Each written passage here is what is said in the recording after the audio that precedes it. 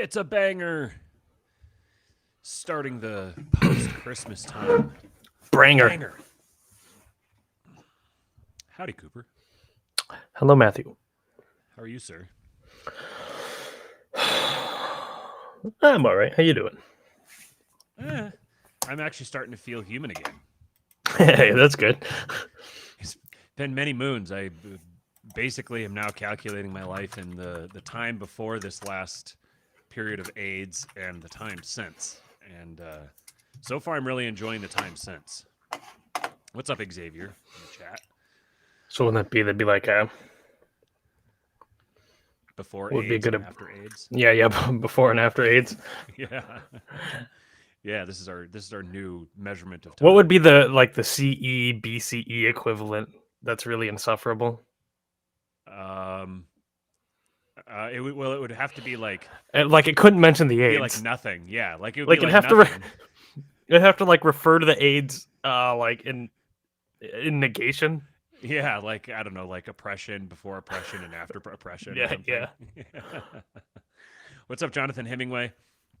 Appreciate you guys. Thank you for showing Hey, up. Xavier. What's up, dude? Before I wanted to just give a shout out here real quick before we get going. Shout out to Tatiana. She's a very loyal listener. She's been here in the chat a few times. She tagged me on Facebook and she said, friends who are YouTube creators, please tell your viewers to check that they are subscribed. YouTube is unsubscribing people. I can actually vouch for this. There's a couple of channels that I knew I was subscribed to that I just realized strangely I wasn't. It turns out most of our viewership is actually comes from subscribers. I think something like 65% of our views come from subscribers. Our big thing is we need to get people who aren't subscribers to start listening. But if you are listening and you notice, or I would say go check and see if you're still subscribed, and if you're not, then please do. And I would say do the same for any other show that you watch regularly on YouTube. Go check and make sure that you're still subscribed. And while you're at it, you can turn on the little bell notification so you'll actually get notified when we go live. So thank you, Tatiana, for pointing that out. You guys can go do that. You could also like this stream and then share it with a friend. This is going to be kind of an interesting one, because I've put a particular phrase in the title based on one of the subjects that we're going to touch on today. And I have a feeling that most likely there's probably a little informational warning banner from our hall monitors on this video now as you're watching it. I'm going to guess, because the phrase flat earth is in the title, that it's most likely going to inform you that flat earth is a pseudoscientific theory that is only put forth by absolute nitwits. What they don't know is that I am an absolute nitwit. So perhaps this theory is perfect for me. Josiah says, why is Matt so quiet? Am I quiet to anyone else, or is Josiah just being that guy today? I don't see any reason why the audio should be different guy every day. last time. Yeah, your mortal enemy. I guess that's assuming that that's actually the Josiah. Maybe we have another Josiah. Can we replace our Josiah? Can we upgrade to a better one? Yeah, please. I want to return. Yeah. This product is defective. Yeah. He kind of looks like a Neanderthal and talks like a wizard. I don't know what to do with him. I'm louder. Xavier says Coop is louder. Okay. I'll turn myself down. Am I better? How we sounded? Too quiet? Not quiet enough? Do I need to move my mic We'll back keep a little talking. bit? Maybe my voice just got quieter when I was sick or something. Because I haven't touched anything. I haven't done anything with any of the controls. Yep, it's definitely Josiah. He says, my ears are Irish huge. Oh, so how was your Christmas, sir? Well, the youngest one, she woke up like a hour and a half earlier than she normally does, and she's usually the first one up aside from me. So she was all excited, and I'm up drinking my coffee, and she comes bopping out first thing in the morning at 5:45, 6 a.m. And she sees the presents that Santa had left her. She came up, Dad, Santa came. It was really, really cute. How old is she? 4. 4, yeah. I'll be there pretty soon. So you guys do Santa? Do the kids know that Santa is like what's the kids' awareness of Santa? Well, the other day, they got from church a couple of weeks ago for St. Nicholas Day. Um, they got little goodie bags from the Sunday school teacher, or some of maybe the sisterhood or something, and in them was the little icons of St. Nicholas, just printed off icons of St. Nicholas. When we got home and they're eating their goodies, I make mention that that's the real Santa Claus, and my wife looks over at me like, they still believe in Santa, and I'm like, I didn't even think of it. I'm like, oh, I might have slipped up, but it went Oh. over their head. So as of right now, Coca-Cola Santa is still the guy. So we with Eastwood, he's 3 now, just turned 3 recently. So he's kind of now to the point where he can actually even sort of conceptualize these sorts of things. Last year we didn't even really talk about it, but now he's kind of starting to become a little more aware. I think he actually likes the Grinch better than he likes Santa, or the Grunch as he calls him. Have you introduced him to Krampus? No, not yet. That'll be interesting. But so this year we kind of decided to hybridize it a little bit. So, so we had some gifts that were given to him by Saint Nicholas, and he wrote a little letter. Amy helped him write a little letter about to Saint Nicholas, and put out some milk and some cookies and everything. And then one of Amy's favorite traditions from when she was a kid is you go out in the front yard and you take some carrots and you tie them to a string or a rope and you toss it up on the roof. And then after the kid goes to sleep, then the parents go out, you pull the carrots down, you gnaw on them, break them up, and make it look like they were eaten, sprinkle some carrot shavings on the ground there and everything. And so then first thing in the morning, you get up and you come out and you go see what happened to the carrots. You pull them down and see, oh, the reindeer came and they ate them. So that was one of her favorite things to do with her parents when she was a kid. So we've done that with him, and he was just baffled. He was like, "What? Like, I don't understand." We had to explain to him what happened and everything, and he just like he was more interested in the ladder. He wanted to get the ladder out. He wanted to climb that. He wanted to look on the roof. He didn't really care about the carrots all that much. Yeah. But then Amy's godmother and his godmother wrote him a response as Saint Nicholas, and so it was really cute. It was when he came out, he was looking at the cookie, and we left a few crumbles there to make it to remind him that the cookie had been there, and so then he wanted to eat the crumbles. But yeah, so we'll see. We kind of went through a little stage where we were going to try to be like not even refer to Santa at all. Just whenever we'd see him or he'd ask about him, oh yeah, it's a Christmas guy. You know, he doesn't matter. And then we were kind of like, you gotta. It wasn't gonna work to do that. So we've introduced him to Santa. He knows. I think he knows Santa's Santa wonderful. Even fake Coca-Cola Santa, I think, is wonderful. Yeah, and it should be part of everybody's Christmas tradition.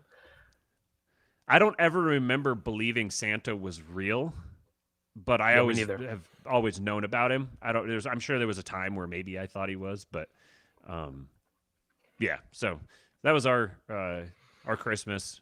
I had AIDS, for like 10 days, and then Eastwood came down with AIDS, and now Amy has AIDS. So we're just a whole family of AIDS patients. Yeah, my boy has AIDS. Yeah, it's a regular Dallas Buyers Club in our house.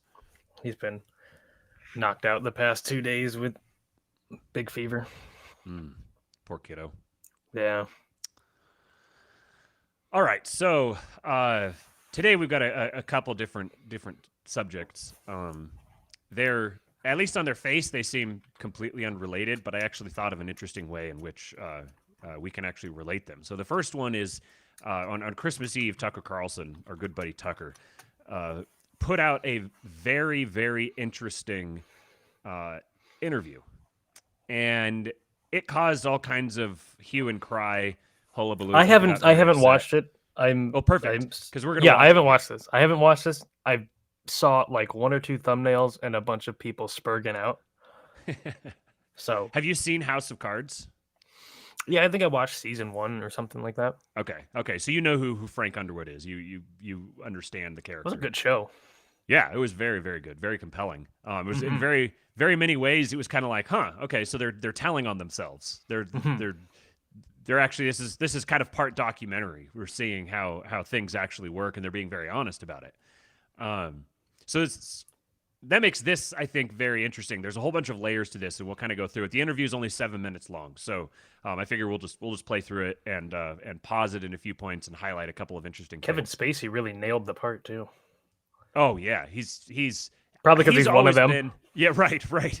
He's always been like when I was really young. I remember watching movies and really enjoying him. But he's Mhm. always been on my like Mount Rushmore of favorite actors. So his revealed escapades over the past several years have kind of have made that disappointing. But actually, that's something that we'll kind of Can't get you into on this. separate the art from the artist? I actually can pretty well, Yeah. um, Yeah, me and too. in this They're all particular they're case, all degenerates. Like, right. So like, am I gonna deprive myself of enjoying the art? Can I just like separate myself from the disbelief for long enough to just enjoy the art for what it is? It's not like plenty of the ancient writers or thinkers or famous characters, whatever, were all degenerates themselves, and especially the there's nobody Frenchman. who's right. Yeah, I mean, being French is just kind of degenerate in its own right. Yeah. Yeah. But there's nobody who's going back and like reminding you, finger wagging you at all the bad things that I don't know, whatever favorite person of yours in the past is. Oh, Plato did X, or Aristotle did Y. Right. Yeah, Right. they're Yeah. pagans. So like, what do you? Okay. Right. Yeah. Like Aristotle thought women were defective men. Like, okay. I mean, he, uh, He also uh, thought he also thought that women had more teeth than men, which I always found kind of odd because he was married. Like he could have just went and looked, maybe she wouldn't let him look in her mouth.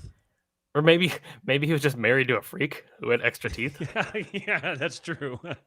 And he didn't go check anyone else. He wasn't like, "Hey, mom." All right, so this is the episode here. So a Christmas Eve election surprise. For those of you who don't know, Tucker Carlson left Fox News. He's got his own Tucker Carlson network now, and he posts episodes on X, I believe, on Twitter. I believe this is the only place that he's posting anything right now. Correct me if I'm wrong.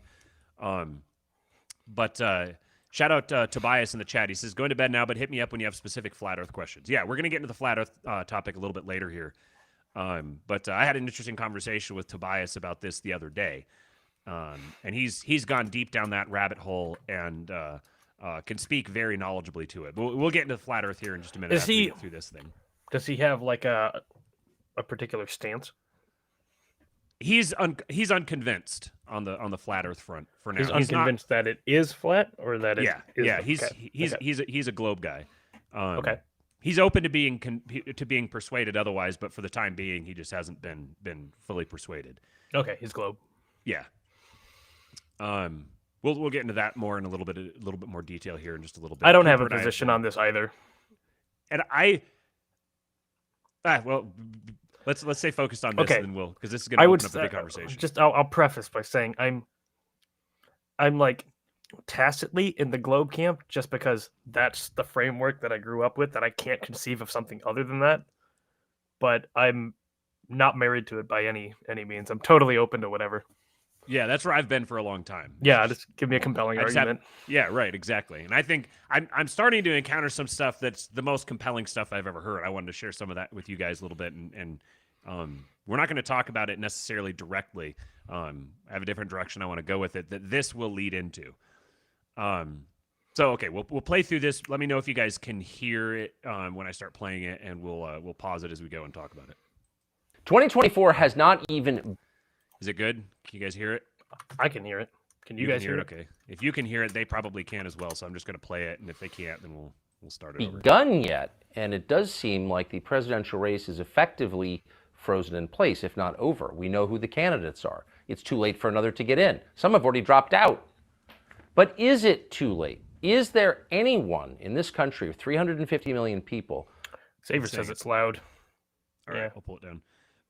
So just to point out here quickly at the beginning, notice the framing of the conversation here is talking about current selection or current crop of electoral candidates and the possibility of some new person coming in, which is kind of interesting to think about. The fact that you would even suggest, could somebody else get into it, means that there isn't like a really super clear, overwhelming front runner favorite.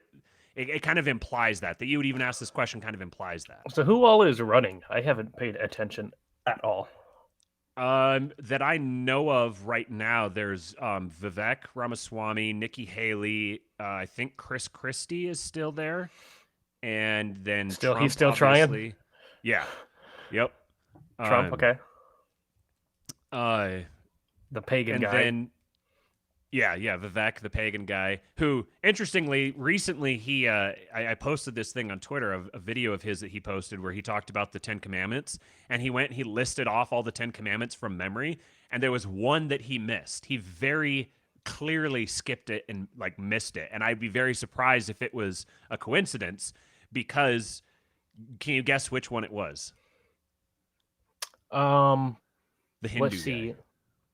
Probably the second commandment about idols or whatever, images. Yeah, graven images. Yeah, okay. Yeah, he skipped the graven images while he was making the case for he's a Hindu, but he appreciates all the principles of American conservatism and he believes he can fight for them because he respects them. Yada yada yada. He lists off the 10 Commandments, and the one that he misses is the graven images one. Anyway, so this is the framing that Tucker has for this interview, is surveying the candidates, the presidential candidate field, and is there the possibility of someone else coming in? What is Nikki Haley? What I know her from? What does she do? Got She's anything interesting? She was like the governor or something of South Carolina. I don't remember. She's the Indian chick. Her name's like Nimrata something or other. Okay. Nimrod. Let's see here. Nikki Haley. This chick. Founder of UR. Yeah, right. Yeah, former governor of South Carolina. She's basically like. Is she another pagan? Probably, yeah. I think she converted to. I feel like it was kind of an interesting, let's see here, personal life. I feel like it was kind of an interesting. Oh, United Methodist. I thought it was more interesting than that. Pagans are on the rise. So she's basically just like Warhawk, neocon. Yeah, I figured. Bush, Clinton. Yeah. She's their pick. Okay. Oh, and I think we completely forgot about him because he's so forgettable. DeSantis is still running. Okay. That's funny. I forgot about him. You forgot about him. Nobody even mentioned him in the chat.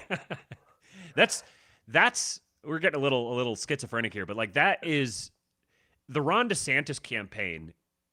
I can't remember a more catastrophic political failure than his decision to run for president and what it's done to his image. But dude, have you checked out the DeSantis war room? Oh my God, it's so bad. Like, what? First of all, if your whole thing is you're going to run against Trump, why are you going to directly rip off one of his big things, the Trump war room? How do you not have any person who's remotely competent with branding? Like, does it never occur to you that maybe directly ripping off the prime opponent's thing isn't just lending credibility to him? Like, it's lending legitimacy to him. His campaign is run by like boomers or HR millennials. It's HR millennials. Like it's all the like the people who were once like dissident right wing before the actual dissident right wing really kind of came into its own. So it's like the David Riaboy and Pedro Gonzalez and that whole milieu of people that have really just, you can kind of see they're becoming the new conservative Inc. They're like the standard bearers taking it from the neocons, and they're just like neocon light. They ostensibly are at odds with the neocons, but when it comes to the most important issue of all, they're immediately lockstep. Michael Malice is all caught up in that whole group of people. The what's the guy, Ben Dominic, the Federalist, all those kinds of people. That's DeSantis's crew. And I mean, have you seen DeSantis's cowboy boots? I was going to ask, is he still wearing them? Yeah, have you seen the way that like he's very obviously wearing lifts, like lifts like this inside his shoes? It looks super awkward. He's got like these big floppy toes on the cowboy boots. It looks absolutely dreadful. I can't fathom how He's you got would like an extra possibly. joint, like a dog. Yeah, yeah. It does.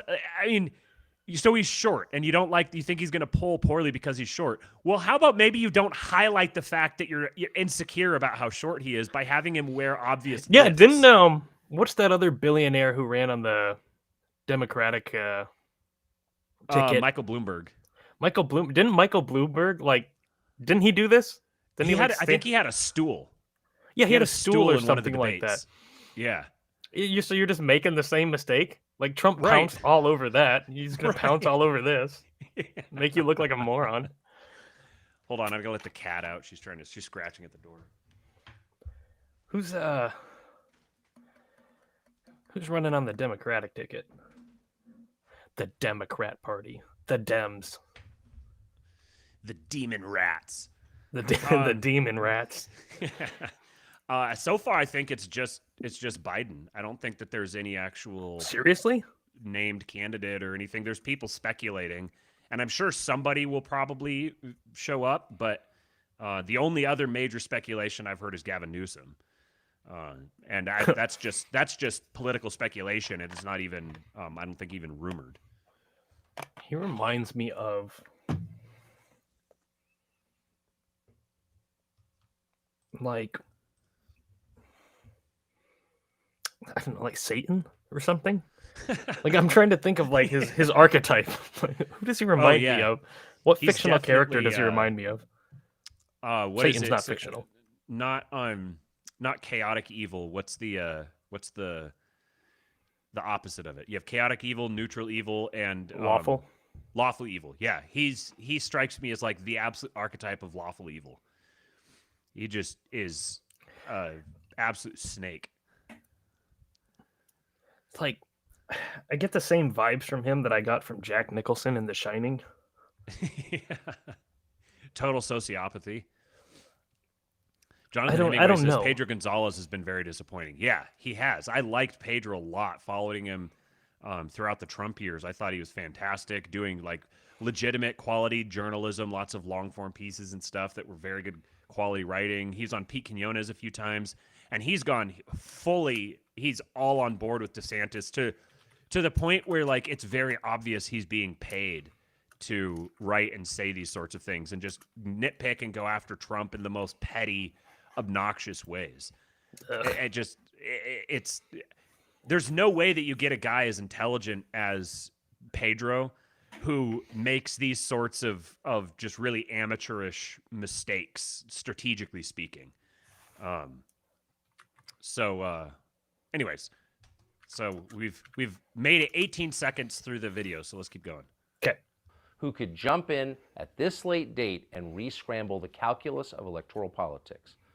Well, there may be someone, and in fact, you already know him. You know his face. And the question is, will Interesting turn of phrase there. You know him, you know his face. he get in this cycle? And that's my question for you. Well, that's really a decision for the people, Tucker. It's not something that I really think about or want to do. And Merry Christmas to you, too. So note, this is one thing like everybody pointed out. Note that he never actually introduces him. Never says his name. He just refers to him as you. He doesn't say Kevin. He doesn't say Frank. He just says you. Just keep that in mind for down the road. But I've always believed that nothing should be off the table in life or in art. I think we could both agree that we need to get some adults back in the room, so if Nothing should be off the table in life or in art. Every line in this is a nugget. I've heard. I remember reading something about deep fakes, so I'm paying close attention to see if he has like 6 fingers pop up or something. Okay. Now I did see people spurging out. I did see a screenshot of this, and people were spurging out about the pillow because it's like shaped like an M. So they're like, "Oh, the Masons." Oh, and it has the spiral on it. These It looks like- spirals. Oh, so for like the NAMBLA or whatever. Yeah, it's like the pedophile symbol that has that spiral. Is It's it? It looks pattern all over. It looks like the Greek pattern to me. I think it's probably something like that. It's I don't that particular thing I don't put a ton of stock in, but I also, maybe. It seems like there's Easter eggs all throughout this video, so I wouldn't be shocked. Okay. So Dr. Crispy Rothschild is saying the volume is low. The volume was high before, so I tried to move it in between to see if that's volume. better. Let me know Volume of whom? Us or of the? I think of him. We'll see what he says. We'll keep it going here. So if that means taking on the chief executive role, well, that's a sacrifice I'm willing to make for this great nation. Adults in the room. I love it. I could see it as a bumper sticker. Is that your campaign slogan? Well, that's not a bad idea.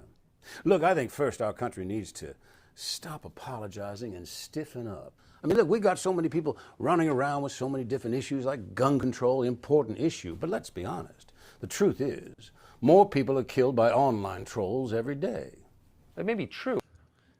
So gun control and online troll, he's making a play on words between those. And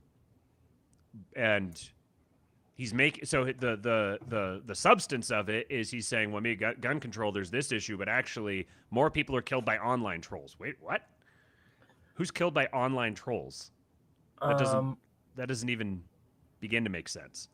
Saying all volume. I don't know what to tell you, man. If everything's relatively balanced and we're just quiet, turn your headphones up or something. Yeah, we haven't changed any of our volume settings until we started, and people said that people were saying we're too loud and can't please everyone. Sorry. Right. Dr. My guess. Said,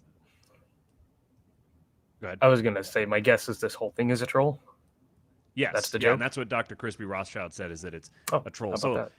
If you start with that premise that everything is a troll, then it makes it very interesting to the things that they're choosing to point out here. The fact that if it's an online troll, the first thing he goes to talk about is online trolls, yet he talks about them in a negative capacity, like more people are being killed by online trolls.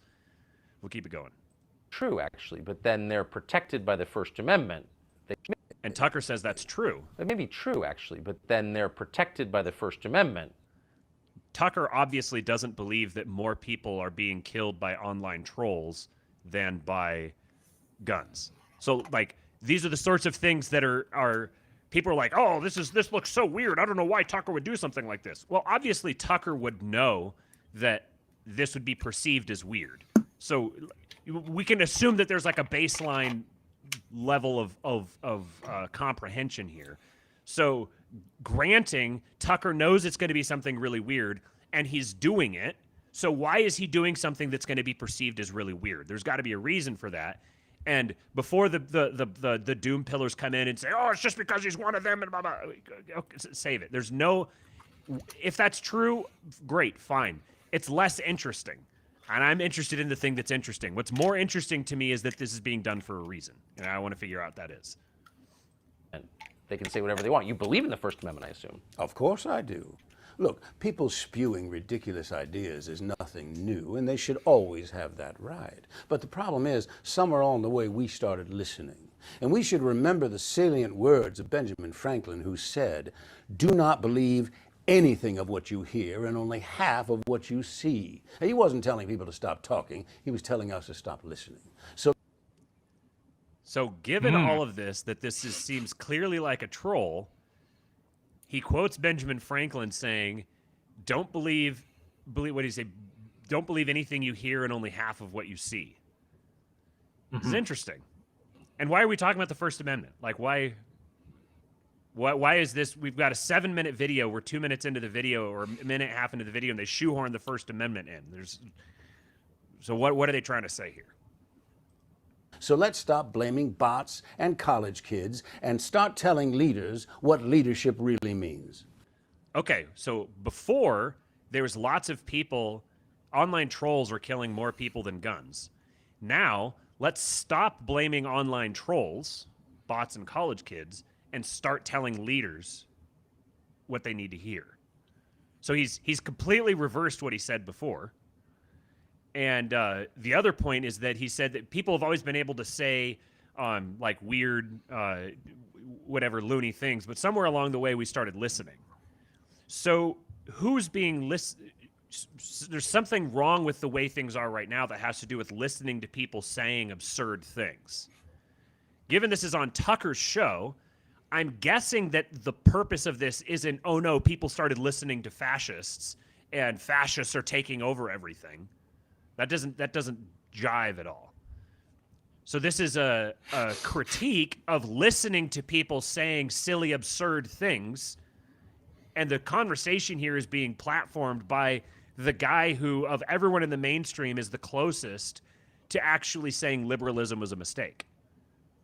This is all, I'm just kind of putting the pieces together here and seeing what comes of it. And this is what I'm getting so far. I love it. But how do you do that? Well, this country is mired in so much contradiction and confusion. We don't even know how we can help anyone anymore because we can't agree who needs help. I mean, what doesn't come with a trigger warning these days? I mean, Tucker, we are far too close to having a beanbag chair in the Oval Office. We coddle to everybody. Okay, so now it's old man yells at cloud, like Boomer complaining about millennials wanting participation trophies. He's kind of playing with that meme.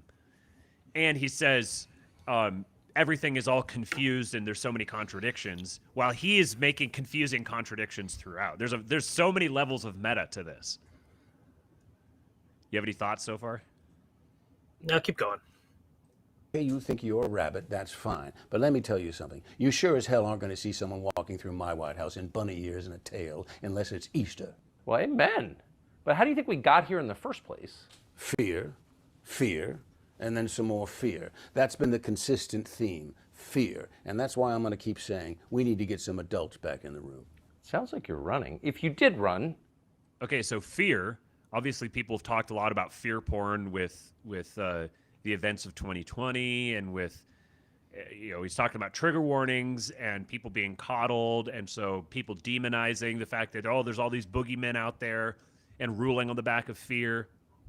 This is, again, I'm not seeing so far where this is, a regime operative, convicted pedophile, whatever, yada, yada, yada, here to just give the regime angle or something. I'm definitely seeing a distinct different angle. And I'm not saying that it's the right angle or it's our angle or he's our guy or anything like that. I'm just detachedly just observing this. And this is definitely pointing in a different direction. I assume it would be as an independent. Well, I've always been independent my whole life, no matter what my party affiliation, even though at the moment I don't quite recognize my old party. So at what point would you get in if you did? Well, I think there's time. I've never been afraid to show up a little late for the dance. But lots of people want to be president. What would you specifically bring that others aren't? Well, I think I have a long and very solid relationship with the public, and that's a bond that has never been broken. I mean, I've almost felt like I can talk to them directly. Well, I mean, you do talk to them. Every Christmas you give a statement. It is Christmas Eve. What is your statement specifically this year? You know, Tucker, I think it's just good enough to sip some eggnog and decorate the tree and listen to White Christmas and embrace all the things that make this such a special day. The truth is, I love nothing better on this day than to do a line of blow, drink a whiskey and Coke, hit a reindeer with my car, and wish you all the naughtiest Christmas ever. You know, you and I have something in common. So this is, obviously, if you've seen House of Cards, you're familiar with this breaking the fourth wall thing. He does it all the time. Mm-hmm. What's interesting is what's being portrayed here is, on one hand, you have the guy who's kind of saying all the right things, who's speaking very politicianly, and, he's talking about these kind of sentimental, romantic things about Christmas, have the fire and your eggnog and just enjoy a white Christmas. So on the front, you get the presentation of everything that seems, just simple and romantic. But then behind the scenes is degeneracy and violence.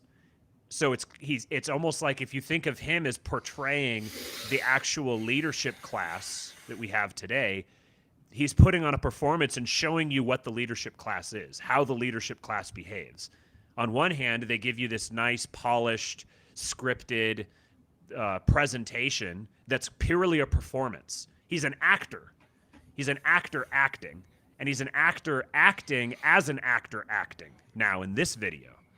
So he's going to give you the scripted, polished performance, but then he's going to give you the moment of honesty where he shows you what's actually going on. So it's like it's portraying the two-faced nature of the existing system. Two thoughts. Thought number one, eggnog is awesome. Thought number two, if this actually is Kevin Spacey and not AI, this is way more interesting. Yes. Yeah. I don't really leaving aside the fact that there is this technology out there that would completely blow our minds, and I'm sure they can actually make a completely true to life deep fake, and maybe we've already seen deep fakes all the time and we had no idea. Maybe Trump in front of the Oval Office on January 6th was a deep fake, and whatever. Like, leaving aside all of that, I'm looking at it, like scrubbing through it, looking at shadows and everything. I think it's actually him. I don't think it's a deep fake. And like you said, I think that's even more interesting if it's actually him. Mm-hmm. In common, actually. Oh, yes, we both got canned by our network. And wish you all the naughtiest Christmas ever. You know, you and I have something in common, actually. Oh, yes, we both got canned by our network. True. But they actually tried to kill you. Yes, but here we are, Tucker. Interesting. So look. Uh-huh. What, like, again, there's layers to this. Is this talking about Frank? Is he talking to Frank Underwood? Is he talking to Kevin Spacey? Is he delivering a message about himself? Is that message he's delivering about himself? If that's the case, is it true or is it not? There's so many different ways this could be interpreted. Is this a video of Kevin Spacey going in and out of character? Or is this Frank Underwood the entire time? Or is this Kevin Spacey the entire time? Is Kevin Spacey secretly our guy and all of this scandal was made up? That's where I was going to go with it. Okay. Wondering if that, like, it kind of reminds me of the Doubtful, but maybe. Right, yeah, that'd be my position on it. I'd be like, probably like 20%, maybe.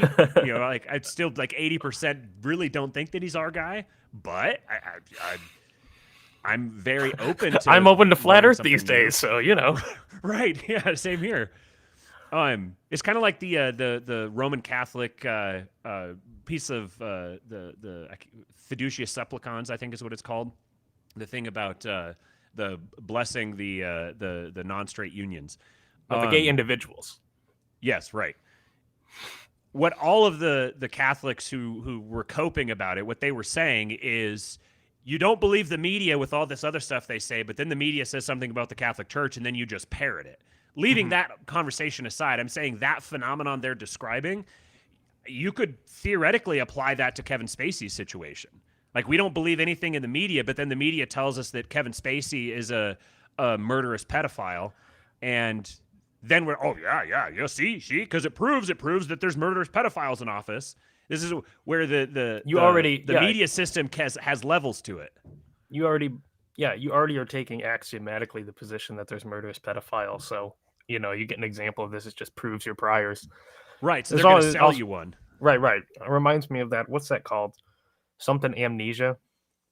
Where you're like reading through amnesia. Yeah. Yeah, which is where you're read through a newspaper and you find a subject that you're familiar with, and you're like, "Oh, this is total bullshit." Like, yeah, I can't believe they would print this. It's completely wrong. Then you flip the page and you just like eat it wholesale. Right, something that you're not familiar with. You're like, "Oh, wow, I can't believe that. Did you hear this?" Yeah.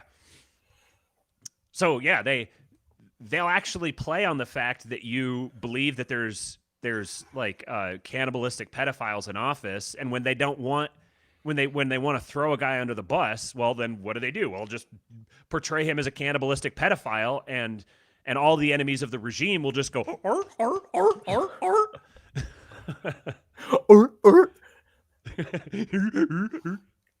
Looking back on all the drama, do you think that legacy media played a role in what happened to you? Look, I think they're trying to do their best to stay relevant.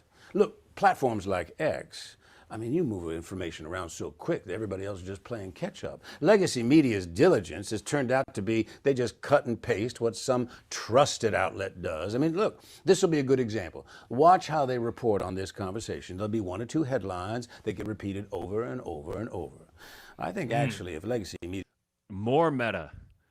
It's also interesting to think, so if he's Frank Underwood and he's talking about X, you're getting a weird breaking the fourth wall kind of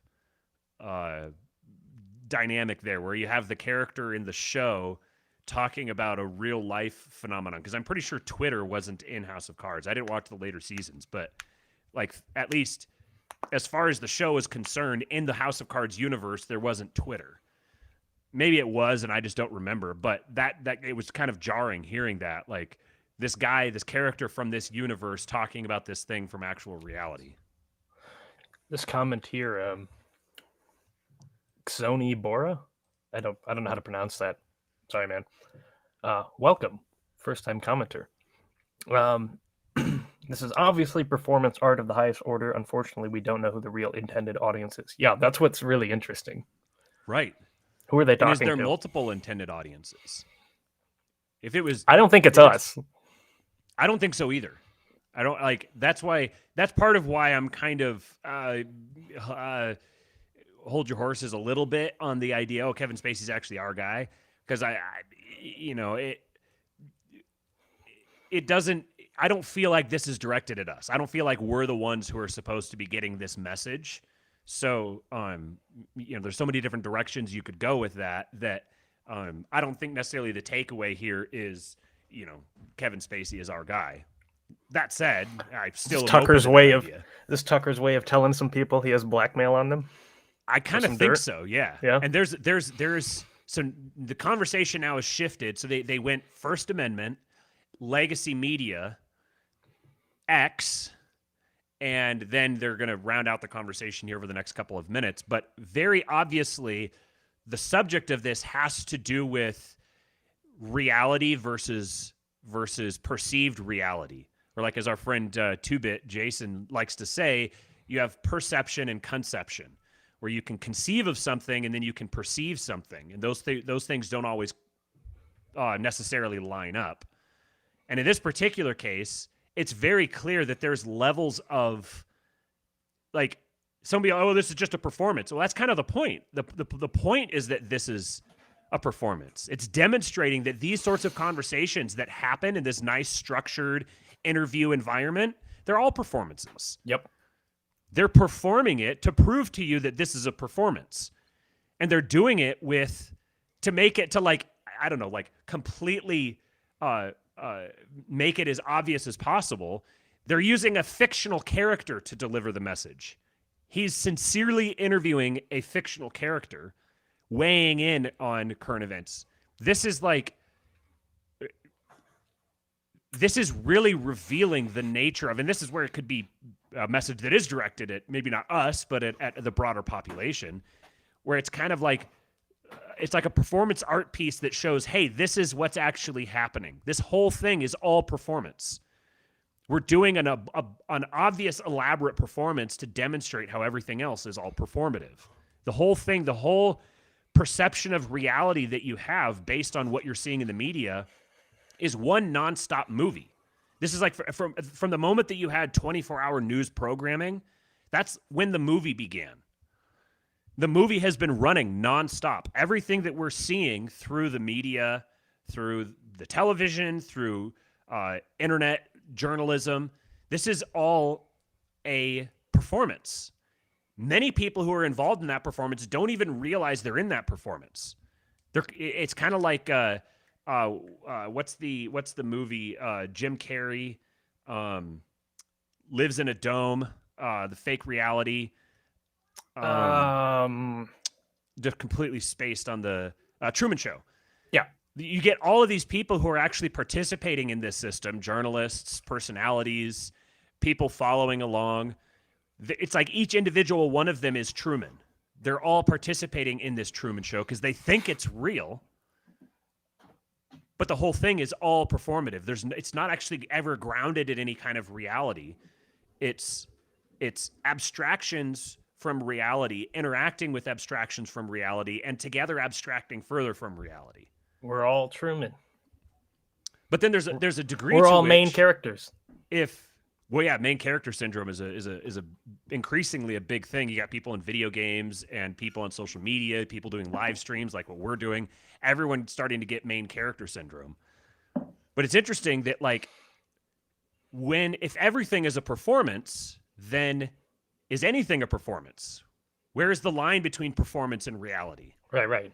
Is all reality just performative? Are we all just performing all the time? You know, there's like, again, to quote Jason, the ritual and the reality are one. LARPing can actually be praxis. This is how you learn a new skill. You LARP at the skill until you actually begin to embody it. This is the foundation of religious ritual. You continue to participate in the rituals, and eventually you actually become one with the rituals. The media wants to survive. They're going to have to start slowing down. That's smart. I agree with that. By the way, do you watch Netflix anymore? Probably as much as you watch Fox. Fair. So that doesn't mean that. I know people think he's a goober when he does it. I absolutely fucking love it when Tucker laughs like that.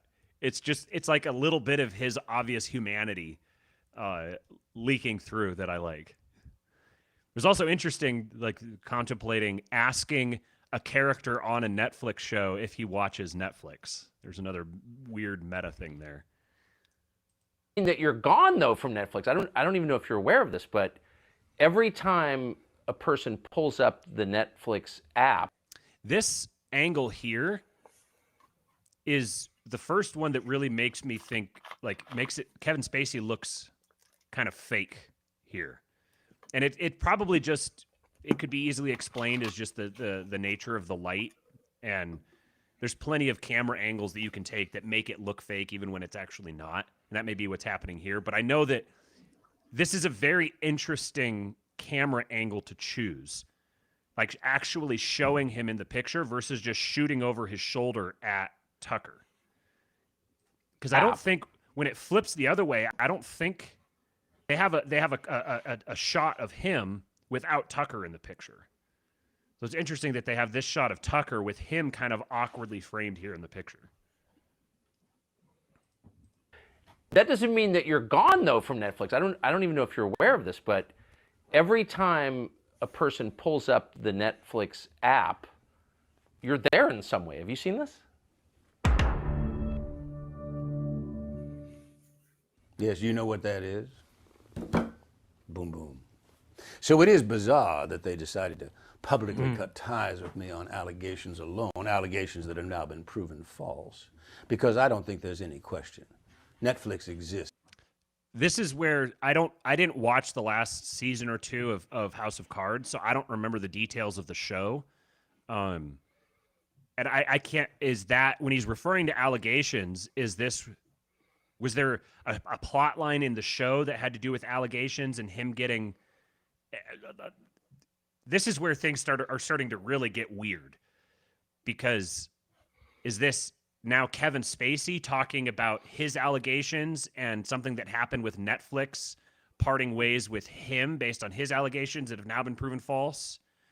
Or is this, again, Frank Underwood talking about a plot line from the show? Even if it is Frank Underwood talking about a plot line from the show, the obvious subtext here is Kevin Spacey's actual allegations and the relationship with Netflix because of them. Yeah. Exists because of me. I put them on the map and they tried to put me in the ground. Do you think within Netflix and the leadership suites that your influence is still felt? Well, according to your research, my influence is felt every time every customer opens the app. I'd say that's pretty powerful. Oh, that's true. When are you getting back to work, by the way? Oh, I've been back at work from the moment we started talking, Tucker. So does that mean this is like an I've been back at work since the moment we started talking. Is that since the moment we started talking to plan this episode?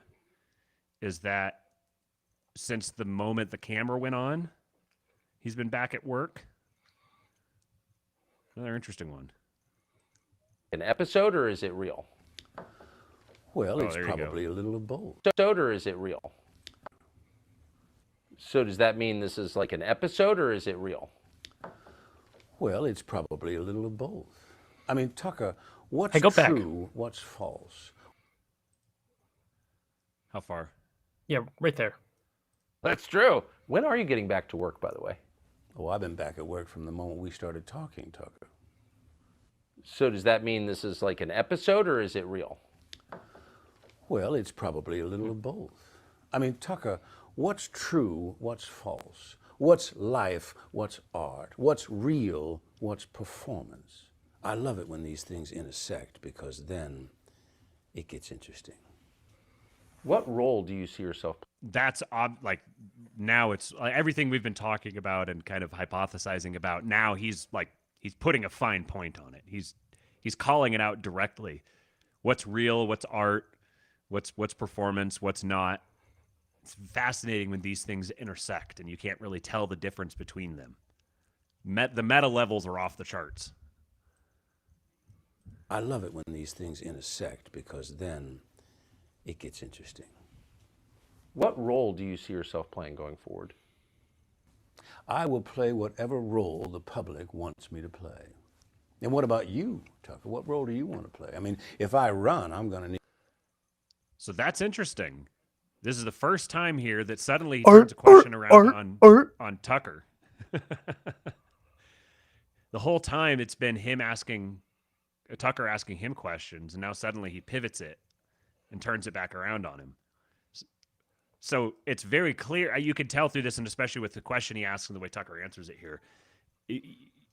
There's obviously multiple things happening here, but this is Tucker sending a message about Tucker in the same way that it's Kevin Spacey sending a message about Kevin Spacey. They're both, I think this is accomplishing many things all at the same time.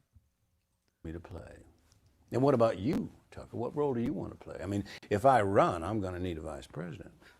I'll sleep on it.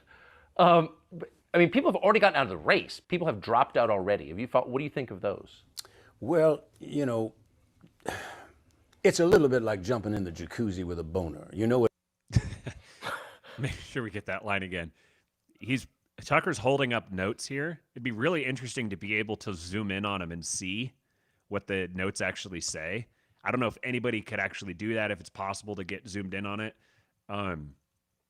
But I would think that if it is possible to see it, given the obvious level of detail that's gone into the whole thing otherwise, there would be some kind of message there. Yep. People have dropped out already. Have you thought? What do you think of those? Well, you know, it's a little bit like jumping in the jacuzzi with a boner. You know it ain't going to last forever. So I wasn't surprised when Mike, a little too pensive, jumped out right away. I wasn't either. But what about the candidates who are still in? Well, I like Vivek, Drain the Ramaswamy, and Nikki Haley is tough. She's no doubt learned a thing or two by watching me. But I think in the end, we need someone in the White House who's not afraid, like me, not afraid to push our country or a journalist in the right direction if it comes to that. I sure appreciate your coming out. It's great to see you. Thank you. Well, thank you, Tucker. I only showed up because I was told I would get to be on X. Not the drug, not the platform. I was curious as to what Tucker on X might be like. I have never tried that. Well, you wouldn't be the first guy to tell me you'd never tried that before.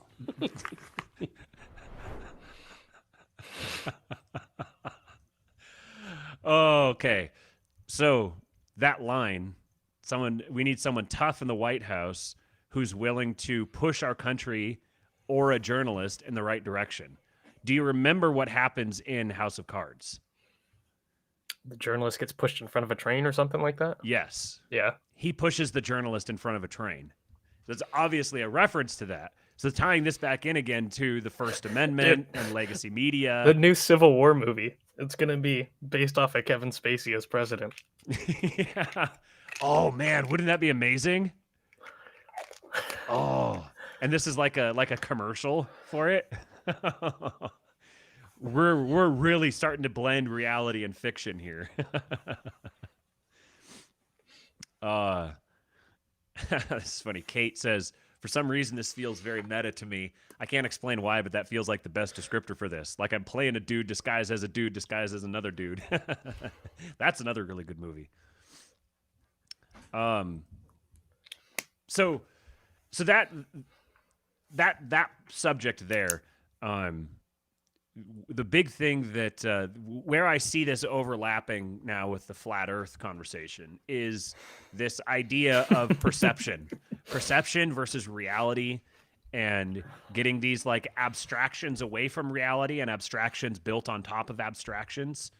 By the way, guys, henceforth, this podcast is going to be dedicated to flat Earth discussions.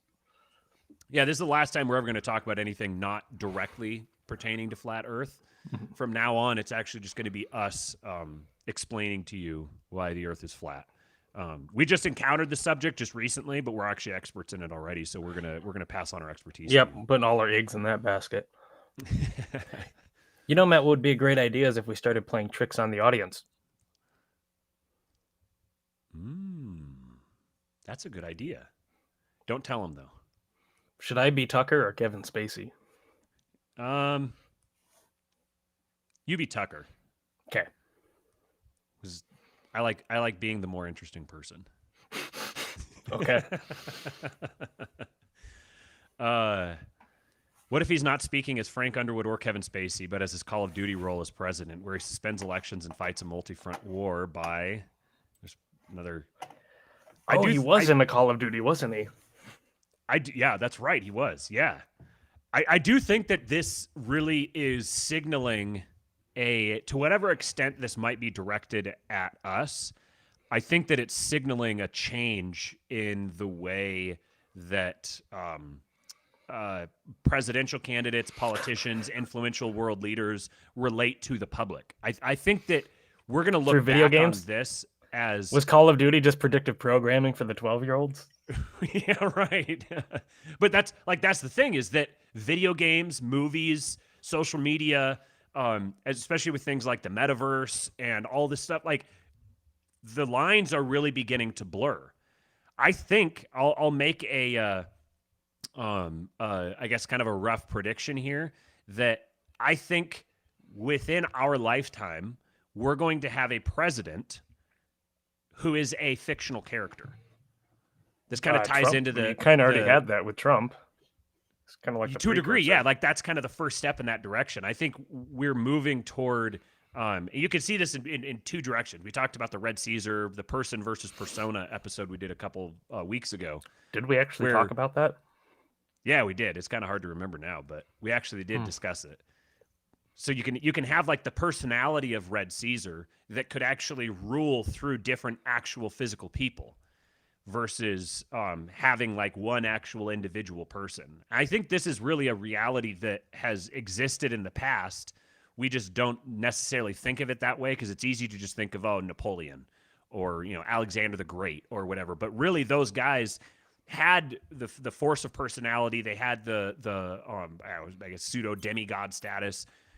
But in large part, it was because they had people around them who they ruled through. So the monarchy idea is like you have a king and you have his court, the king and you have his lords who rule as proxies for him. You can't have one without the other. They reinforce one another. But I think we're moving in the direction where we could get a literal like digital presidency, whether or not we've had it already. I would say I wouldn't be surprised if I learned that we already had. But I think we're moving in that direction where we're going to have an explicitly digital presidency where everybody knows and it's just an accepted thing because we're so sufficiently blurring the lines between reality and fiction. Be like Mr. House from Fallout New Vegas. I don't know what that is. Sorry. No, the best video game ever made. So anyways, okay. So except for Dark Souls. I just heard a reference to Dark Souls recently I was going to tell you about, but now I don't remember what it was. That's the video game I want my reality to be. Dark Souls? Yeah. In a manner of speaking, I think it probably already is. So I want to so with this flat Earth subject here, it's fascinating to me how this topic of basically any topic seems to be the one that absolutely lights people's brains on fire. I've never had an opinion about it, really. I'm just kind of like Cooper said earlier, I'm just sort of just like tacitly believe in a globe because that's how I've just been. Like, I can't not think of living on a globe because I've always been trained to think that way. But I'm not like invested in the idea of living on a globe. And I completely admit that I have been trained to think this way. So I'm, Right. I'm aware of that. Like, by definition, I can't go confirm or deny any of these things myself. I was telling someone this the other day that, like, with respect to Japan, I just believe on faith that Japan exists. Yeah. I've never been there. I'm probably never going to be there. For all I know, there could be, like, when people hop in a plane and they fly to Japan, they actually get taken into some like wormhole or something and hover inside like a big warehouse where they get pumped full of drugs and they just hallucinate an experience in Japan. And then they come back again. Oh, I was in Japan, but the whole time they were in like Alaska or something. Yeah, I don't know that Alaska exists. I've never been there. And I'm not like invested in, oh no, Alaska exists. How dare you say that it doesn't? I don't give a shit. Like, so the Asians are just like aliens. Right. Yeah. So I don't like it's. To me, what I find more fascinating about the subject is the way that it gets people so frickin' riled up. That's part of the reason why I explicitly put flat Earth in the title today, because I'm kind of doing it as like an experiment. I want to see if, like what Jason told us, he says as soon as he started doing flat Earth videos, his comments just filled with like complete deranged spurgery. People just started freaking out in his comment section and in his chat and stuff all the time. That's fascinating to me.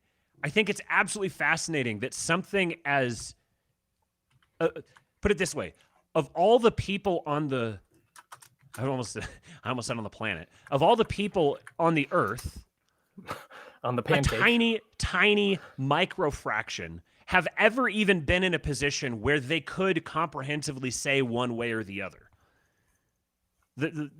Like, I don't know how you can have like a knockdown, drag out fight over getting like pissed off about people suggesting maybe the Earth is flat because you're so invested in it being a globe. How do you possibly rally that much emotion to get that excited about it? On the flip side, I can understand why the flat earthers would get that worked up, because if the whole flat Earth thing is true, then it would mean that the reality that we live in is completely different than anything we've been led to think about, which means there's all kinds of potential for discovery and exploration and doing sciencing. There's all sorts of possibility and potential for that. And if you accepted the flat Earth perspective, then it would be really exasperating to be like, we're being held back from discovering these things about reality because everybody's bought into this system they can't even confirm for themselves. They're just regurgitating what they've been trained to think. You can't contest the notion that we've been literally conditioned to think that we live on a globe. Whether you believe we live on a globe or not, you can't contest that we've been conditioned to believe that. So to be like really worked up about it from the globe position doesn't make any sense to me at all.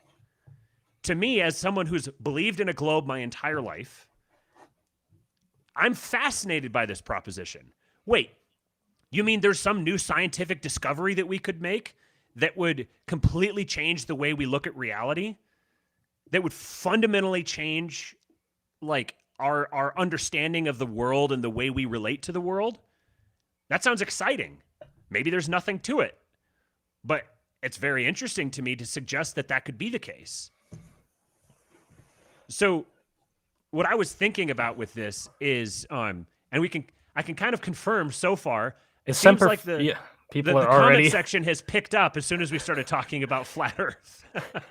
Semper Fish. Are you a Michigan guy? Say Lake Superior or Canada. Semper Fish. I'm gonna guess you're from Michigan. He says, I've personally verified. Oops, click the wrong one here. Semper Fish says, I've personally verified with observations across Lake Superior that there is no observable curve of math stuff of the claimed globe. Fractals. Okay. Give me some fractals. Yeah, fractal emotes.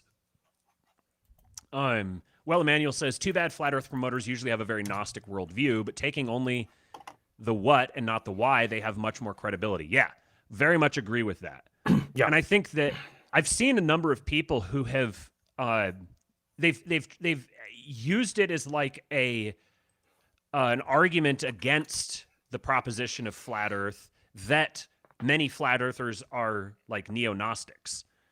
But to me, that's not all that significant because virtually everyone is a neo-Gnostic. You're just seeing and I mean, the Gnosticism with flat Earth just manifests itself differently. The early scientists were all like alchemists and Gnostics and shit too. Right? Yeah. It's Gnosticism is like the spirit of the age. So I'm not surprised that some niche group of people who are like really digging into trying to like they see themselves as the true scientists. They see the globe people as being like adherents to an irrational religion, and they see themselves as the true scientists. So if that's their self-identity, well then of course they're going to have a Gnostic worldview because they're operating with science as their guiding principle. Which, if you operate with science as your guiding principle and you're not grounding it in something else, then you're naturally going to be a Gnostic. Right. It's going to tend toward materialism, rationalism, et cetera, et cetera. And if you subscribe to things like a globe, the globe model kind of confirms all of the priors of someone who's predisposed to think that way. Mm-hmm. Like if you believe in evolution and all of this stuff, you're going to be like, oh yeah, a globe model. We're on a speck in the middle of nowhere that doesn't matter and it's all meaningless. You know? Yeah. You're already going to believe those things. What Mr. White says here, he says... The other side of it, the flat earthers also, I think, have an agenda, but... Oh, yeah, definitely. Mr. White says, I think it makes more sense that God made Earth the center and the stars above for man while on Earth. Not that we're a tiny speck of insignificance in an ever-expanding chaos like NASA tells us. This is one of the things that has been the most compelling to me in starting to actually be interested in listening to the flat earthers make their case. The beginning... Right, because that confirms all of my priors. Exactly. Right. Like, if my goal was...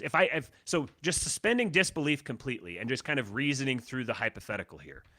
If we did live on a flat plane and the Earth was the center of the universe, if I was demons and I wanted to detach people, I wanted people to detach themselves from reality and get nihilistic and atheistic, then what better way than convincing you that you're an irrelevant little speck of dust on top of an irrelevant little speck of dust, way in some corner of this vast, expansive emptiness of nothing that with more goes dust. on beyond your comprehension.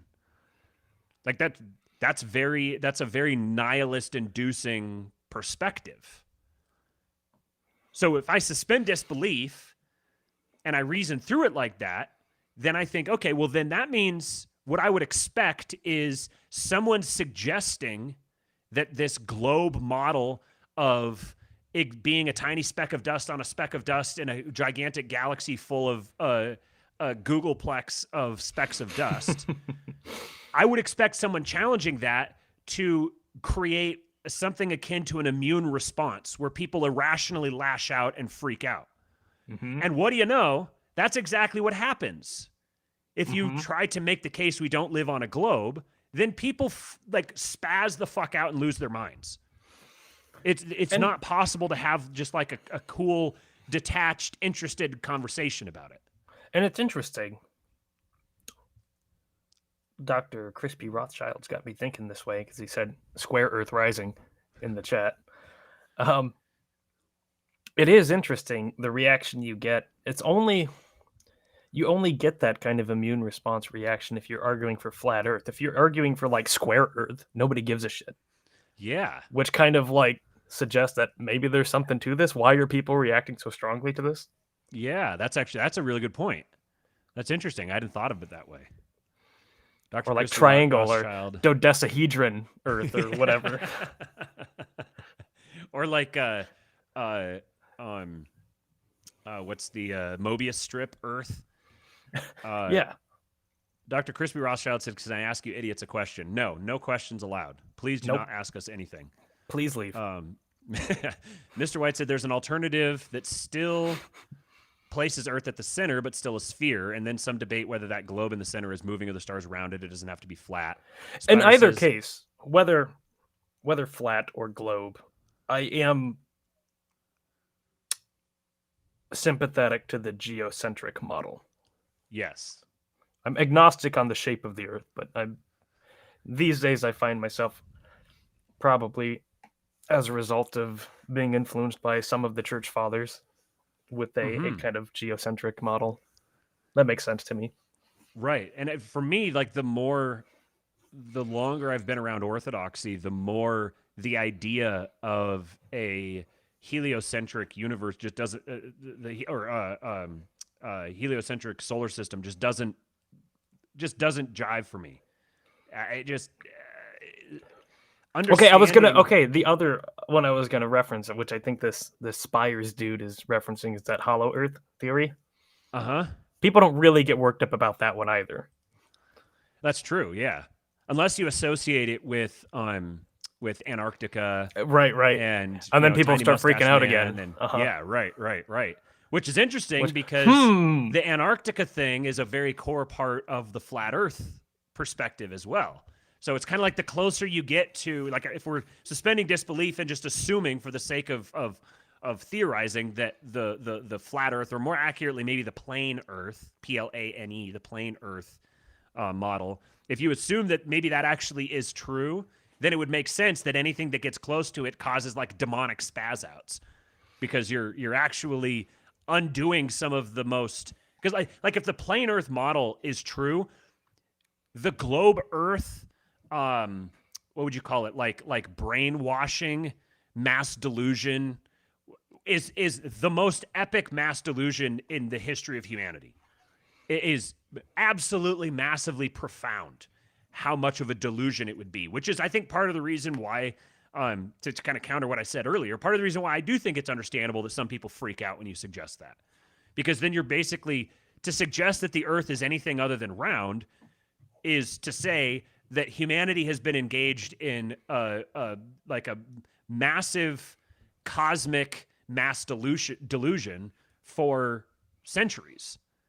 And that's apparently that's disturbing or jarring to people. To me, I'm kind of like, well, we're pretty resilient. I think we're going to survive if that's the case. I think a lot of people kind of not probably, what's the word I'm looking for? People put a lot of stock in how smart they are, whether they should or shouldn't. And probably they shouldn't. But the idea that, because we all think we're scientists. And that's kind of a big part of our identity as modern people. And to undercut that when you have this whole edifice built on top of that belief is probably rather destabilizing. So what I'm trying to say is we should go to Antarctica and figure this out. Yes, I would love to. Because that seems to be like the shelling point for this issue. Very much. Dr. Crispy Rothschild had a very important question for us. He said, "Where's the center of the Earth?" And I think this was the answer. Between his legs. We appreciate you, Doc. That's you set me up well there. I was actually going to engage with that question sincerely. Yeah, like the North Pole, maybe, or like Haiti, maybe. Haiti is the center of the Earth. Yeah, where the people. What is that? I remember Moldbug having a discourse about he was kind of like illustrating this point how people speak in like in group speak, basically. Like you'll hear Democrats refer to the Democratic Party. You won't hear them say the Democrat Party. If you say the Democrat Party, that signals to them that you're not one of them. And he was illustrating this point by talking about, like, let's say, you got two tribes who are living next to each other, and basically his point was like, when you're in one of these groups, you should try to speak their language. You got to kind of, pass. And he illustrated this point by talking about, like, let's say you got two tribes on either side of the river, and the tribe on the one side of the river calls themselves the people of the soil, or the people at the center of the earth, or something like that. And you refer to them as the shit-eating mud people. Yeah, right. It's not going to go over well. Yeah. The shit-eating mud people.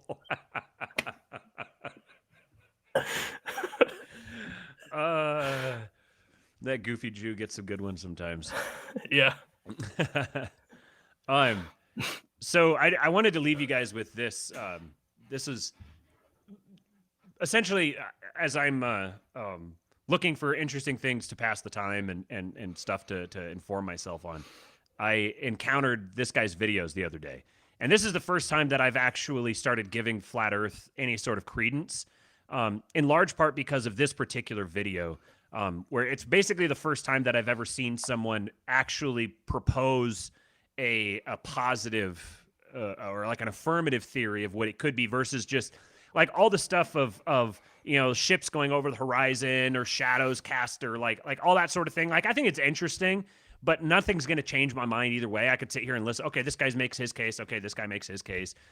But like, if it's just critiquing the existing thing, at the end of the day, if you're trying to describe like the shape of the earth that we live on, you're getting really close to something you can't even have a conversation about, because it is necessarily a subjective perceptual thing. You're never actually going to be able to see it. You're never actually going to be able to like go look yourself. For the vast majority of people, they're never actually going to put themselves in a place where they could actually look down or whatever and actually confirm it for themselves. So to me, it's just kind of people just like throwing shit at each other. However, I started watching this guy's videos, and he actually makes a really interesting case. It's very compelling. Well, Emmanuel says, I prefer the Witsit videos because he stays much more on the physics. Yeah, this guy's, if nothing else, he very much violates the stereotype of Flat Earth being a bunch of like knuckle-dragging mouth breathers. He's genuinely one of the like highest IQ people that I've ever encountered. I do recall at one point Owen Benjamin saying that the smartest people he's ever met in his life were at the Flat Earth convention. And I'm not surprised by that. That's right. Probably true. DC Woodworking says, I was big into Tartaria videos last year. Maybe that's our next excursion. Yeah, that would be another one. Like all of this stuff. It gets into the Randall Carlson and Graham Hancock and Atlantis and Ancient Aliens, like all this sort of stuff. Like, this is the stuff that I find really interesting. You've got the normal politics, whatever. You could talk about elite theory and whatnot. And I find that stuff interesting. But one of the biggest shames, I think, of the over-politicization of the modern world is there's not enough people who are looking at this sort of thing. And this is kind of one of the exercises I wanted to encourage people to do as a part of just this discussion, this brief discussion on Flat Earth, was just for the fun of it, completely suspend disbelief. Just imagine that the Earth is not necessarily flat, just that the Earth is a different shape, or a different, it manifests differently than you've been conditioned to believe all your life. What would that do to your perspective on the world? How would that affect you psychologically? How would it affect you socially? Like, for instance, this plain Earth model, one of the things that they hypothesize is, in the same way that space just kind of extends infinitely, they're like, well, theoretically, there's no reason why the plane couldn't just extend infinitely, or at least extend far beyond the known world. And if that's the case, like, think about how much, like, when was the last time that people discovered a new major landmass that could be populated? It would have been basically like the 15th century. We could all start. discovering We could set sail and discover Lemuria or whatever. Right. Imagine if all of a sudden it was discovered or revealed or whatever. We could whatever. actually go to Hyperborea. Right. Like you could go explore these different places. Like maybe the reason we haven't discovered Atlantis is because it's beyond the ice wall. You know, Put like on our conical hats and go conquer unknown lands. And I think that savages. Exploring that possibility is so much more interesting than just saying, no, that can't exist. No, that's stupid. No, we already have discovered everything. No, we already solved it all. This to me is just another manifestation of this bullshit atheistic liberal spirit. Where, like, on one hand, they say on the most important questions of all, they just punt and say, oh, well, we don't know. You know, what was before the Big Bang? Oh, we don't know. You know, maybe like before the laws of physics, what were the laws? Oh, we don't know. It could have been different laws of physics. Like, they just completely punt on it. Yet then on the flip side, they say, oh, well, we already know everything. You know, there's no major discoveries to be had. We've already solved. We should refer to those people. Those kinds of people we should refer to as the shit-eating mud people. Perfect. Absolute deal. The methodological naturalists of the world. They're the shit-eating mud people. Like the shit lib normie. Yeah. Okay, so I just wanted to share, for those of you who are not familiar with this guy, go watch his videos. Go see what he has to say. If anything, you're going to learn a lot, even if you come away still persuaded of the globe model, which I could care less which one you actually endorse. You'll learn a lot about electromagnetism and about surveying and flights and star patterns and all kinds of different stuff. What's very interesting about this guy here, his name's Austin Whitsitt.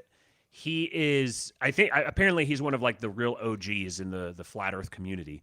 And he is virulently anti-Christian. He has periodic little, like, he makes the statements about, like, oh, you know, religion, which is just blind faith and something against evidence, whatever, kind of has the normie lib take on it.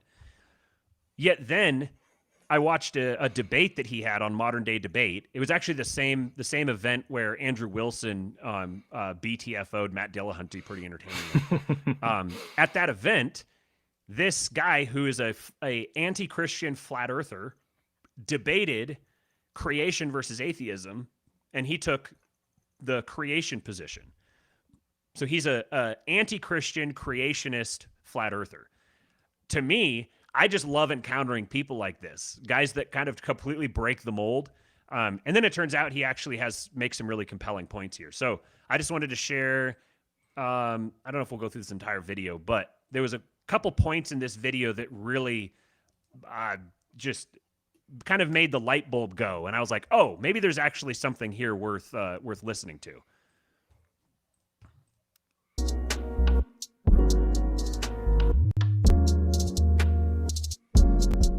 Well, according to one true Mr. natural White, law is that according to Mr. White, Whitsitt is Christian and believes in Jesus. Interesting. Christian, but not religious. Okay. I mean, there's a lot of people who claim to believe in Jesus and say they're Christian, like Gnostics, which I suspect he probably is kind of in that camp. Yeah, I was talking with DMing Jim Bob about him earlier to try to learn a little bit more about him, and he told me some of the stuff about him. He has a video.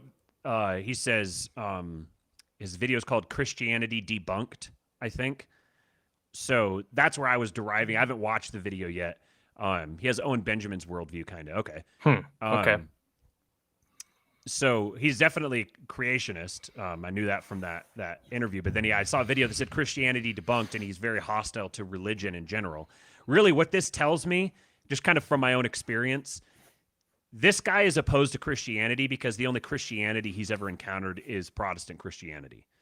My guess is that if he actually was able to encounter orthodoxy and he didn't have all of his like formal established religion immune system on, then I think he would find, like, me listening to him coming from an Orthodox worldview, I'm like, a lot of this stuff really seems to square. I think there's a lot to this.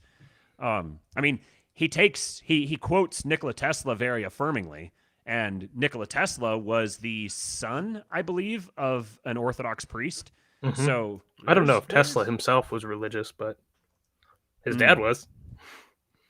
He says, Mr. White says he won't even give Orthodox a listen. Yeah, see, that's the Christianity. Like, I already know everything there is to know about Christianity because I grew up in the West, which is Christian. Well, it turns out there's a lot of Christian history that you didn't encounter if you grew up in the West as a Christian. And if he did, he'd find some geocentrists. Right. I'm sure there's more geocentrists in Orthodoxy than in probably all other Christian expressions combined. I don't want to say denomination because Orthodoxy is not a denomination. Okay, so we'll try and get through this. That all things seek equilibrium through pressure mediation. Now, it's very similar to what the second law says, which is entropy will increase as things seek equilibrium effectively. But this is the one true natural law. Everything that we see in physics is things seeking equilibrium. You open up a soda and it goes, you shouldn't be opening up sodas, but it's equalizing to the low pressure around it because there's a higher pressure built up and it equalizes and it's instantly seeking equilibrium around it. If it's really hot outside and I'm running the AC, I open the door, the hot air will rush in. Quote unquote positive negative charge is just one system has excessive charge, one system has a lack of charge. So one is charging, one is discharging because it's in excess. They migrate towards each other to equalize. Everything in physics, everything in the world that we observe is just a process of seeking equilibrium. And I think it's actually there's a very deep metaphysical truth there. That's kind of like the process of what our life is. I think we're here to struggle, thus learn. I think that we're in a process of seeking equilibrium, and when you actually attain equilibrium, you're no longer here. Right? I think so. It's obviously couched in kind of your standard Gnostic, like hippie sort of, everything's all energy, bro. Obviously, that's kind of the perspective he's coming from here. But there's something very orthodox about what he said, that we're here to struggle. We're here to struggle, and we're going through life, going through a process, some sort of process of struggle and reconciliation. So you can see there's kind of that latent sense of the truth that's there, even if he hasn't actually encountered it or embraced it, or if he's resistant to it, whatever. He's still got the just kind of the inkling of it existing in his existing worldview. Right, I think you go back to the source. So what we see is this geometry all throughout nature because of this process. That's what this geometry is. I mean, you go back to the source. This is basically just describing Christian doctrine, but just kind of like hippifying it. Back to the source, to the pleroma. Yeah. I mean, hang out with the reunited with God, reconciling with God. This is just people that are taking the actual truth and trying to say, well, no, we reject that, but we're just going to reconstruct it and use different terms for it. Is. And that's where we get the honeycomb, you have the snowflake, you have all these different geometric patterns that are reoccurring, and you may look at some of these and be like, oh, those are different, but they're not. They all fall within the same torus field geometry. So very important to understand that all natural design is governed by simple laws of physics, energy, frequency, and vibration. Nature shows us the unifying expression all around us. The holy grail of physics is a grand unified theory and a theory of everything. If you step outside of just blindly believing what the mainstream has told you about where you live, you can break out of that typically trauma-based mind control, and think for yourself, then you'll see, well, we have a theory of everything sitting right in front of us. The vortex motion is a consequence of nature's vibrational geometry. You see, this is a ferrocell image of a magnetic field. And if you don't know, that is just ferrofluid with a few different types of oil you can use. You press it between two pieces of really flat glass, which is called an optical flat. And you just basically glue it around the outside, run an LED strip of lights around the outside. And as you put that over a magnet, the ferrofluid responds to the magnetic field, and the light actually lights up the fluid based on how it's being distributed, so you get to see the field effectively, what the field is doing. These are pretty incredibly beautiful images, honestly, and you see that there's a vortex in the magnetic field. This geometry being found everywhere, like we just saw right here, okay, really the actual manifestation of even that flower there, it has a vortex in the middle of it. You see the top left picture here, it looks very similar, doesn't it? It is the same thing, okay? Everything is vibrational and all things are seeking equilibrium. Any true theory. I just wanted to say, I don't want to just sit here and play his whole video, so break it up a little bit. This whole thing with like energy and frequency and vibrations and all this sort of thing, I went pretty deep down some of these rabbit holes several years ago when I I started getting into like trying to understand quantum mechanics and I have sort like of, a natural aversion to this. really. Yeah. I'm the opposite. It is like crack to me. Oh, you see, I like can't get enough of it. I grew up and my mom was like a naturopathic practitioner with the essential oils and like talked about everything being energy and vibration in your chakras and stuff. And I was just so turned off by that. Like I hear this shit and like my brain shuts off. Like, nope. Like so Reiki and everything. Ugh. yeah, so like that's sort of like the Reiki and the chakras and all that. I've always been kind of like, like that doesn't hold much interest to me. But the significance of I find this stuff fascinating. I'm also like a complete moron, and I don't understand any of it. Like I could never be a physicist. I just want to sit there and just kind of listen to them. The way I kind of see it is like all the stuff with chakras and Reiki and everything. It's like the other side of like the West is like overly rationalistic and materialistic, and then the East is like overly hippified. But there's a not to be completely Hegelian, but there's a point where you can tell what they're looking at, that they're looking at something and they're trying to understand it and they're interpreting it through a particular frame. And what I find interesting is that they're looking at that. The people doing the Reiki and the chakras and everything, trying to understand electrical currents, the way they flow through the body, how you can interact with them, how you can manipulate them. They're doing it through a particular religious frame. So that's where you get all the goofy, mystical aspects of it. But demonic. Or, yeah, outright Stuff. demonic. Like Reiki. But then, like on the flip side, you have the overly rationalistic, materialistic Western perspective on everything that errs in the other direction. And so because of the frame that the West has, it doesn't even look at or pay attention to some of this stuff that the East is looking at. In the same way, the East errs in a similar but different way. What's interesting to me is I've grown up as a Westerner, so I've grown up not really paying attention to any of this sort of thing. But once I started listening to, like, watching YouTube videos of theoretical physicists trying to explain quantum mechanics or talking about, like, superposition and witch doctors, all that sort of thing, yeah, I'm like, these are like high priests who are describing, like the woo-woo aspect of the ether. This isn't science. These guys aren't engaged in science as I've ever known it. This is very clearly mysticism. And that was actually what led me to... And they would be chaffed if you called it that. Oh, yeah, of course. Yeah, definitely. They would be... They would splutter and protest, but I can't... It's just reality. It's just the way that they're not... I always had this perspective of that, like, there's solid ground down there somewhere. I grew up hearing about, like, molecules and atoms and whatever, and I just quarks. These quirky things. Right. Like, oh, there's something solid down there that we're standing on. But no. Like, if you listen to, like, theoretical physicists and particle physicists and you listen to them describing quantum reality, or as so-called quantum reality, just talking about dark matter and gravity and all this stuff, the only reason that it sounds scientific to you is because you've been taught to think that is scientific. But they're very much like religiously, philosophically, mystically speculating with a scientific veneer over it. So in a certain sense, that actually gives me an appreciation for the people who are just straight up religious about it. At least they're honest about the way that they're approaching it, and they're not trying to delude themselves with this rationality filter. Yeah, so the this whole thing with, like, energy and vibration and frequency, there's the famous quote from Tesla where he said, if you want to understand the universe, understand it in terms of energy and vibration and frequency. I've had some psychedelic experiences where, like, that aspect of the experience was very intense.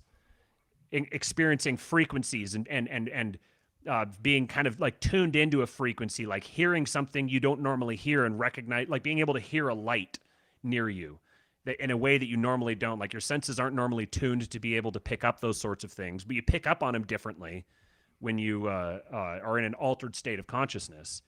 And then this ties into, I mean, like Bluetooth and Wi-Fi and like sending electrical signals and stuff.